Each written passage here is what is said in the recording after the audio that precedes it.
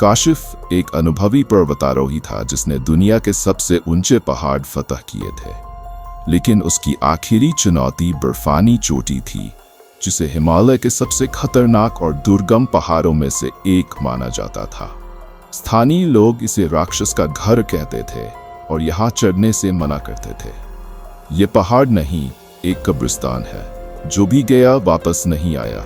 एक बूढ़े शेरपा ने काशिफ को चेतावनी दी, लेकिन काशिफ का इरादा पक्का था। मैं वह पहला इंसान बनूंगा जो इसे फतह करेगा। काशिफ ने अपने साथी अली, जो एक वफादार दोस्त और पर्वतारोही था, के साथ चढ़ाई शुरू की। जैसे जैसे वे ऊपर चढ़ते गए, मौसम खराब होता गया। हवा चलने लगी और बर्फानी तूफान ने उन्हें घेर लिया। काशिफ, हमें वापस लौट जाना चाहिए, अली ने चिल्लाकर कहा। अभी नहीं, हम करीब हैं, काशिफ ने जवाब दिया। अचानक उन्होंने अपने सामने एक विशाल गुफा देखी। गुफा के मुंह पर अजीब निशान थे, जैसे किसी बड़े जानवर के पंजों के निशान। अली का दिल हड़क उठा। ये क्या है? क्या ये भालू के निशान है? नहीं, ये बहुत बड़े हैं, काशिफ ने कहा। फिर एक धमाका हुआ।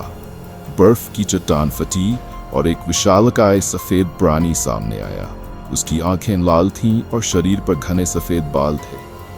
ये यति था जिसे लोग एक कल्पना से, अली चिल्लाया। लेकिन काशिफ ठहर गया।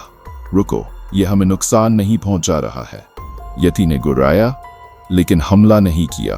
उसकी आंखों में गुस्सा नहीं बल्कि दर्द दिख रहा था। काशिफ ने देखा कि उसके पैर में एक बड़ा लोहे का जाल फंसा हुआ था, जिससे खून बह रहा था। यह घायल है, शिकारियों ने इसे गोली मारी होगी। काशिफ ने हिम्मत करके आगे बढ़ा।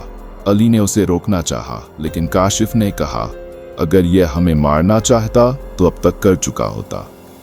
उसने अपने उपकरण से यति के पैर से जाल निकाला। प्राणी ने दर्द से कराहा, लेकिन फिर उसने काशिफ की तरफ देखा और शुक्रिया के अंदाज में सिर हिलाया। यति गुफा में वापस चला गया। अली और काशिफ ने सांस ली। तुम पागल हो, ये प्राणी तुम्हें मार सकता था, अली ने कहा। नहीं, ये सिर्फ अकेला और घायल था। हम इंसान ही इसके दुश्मन हैं, काशिफ ने जवाब दिया।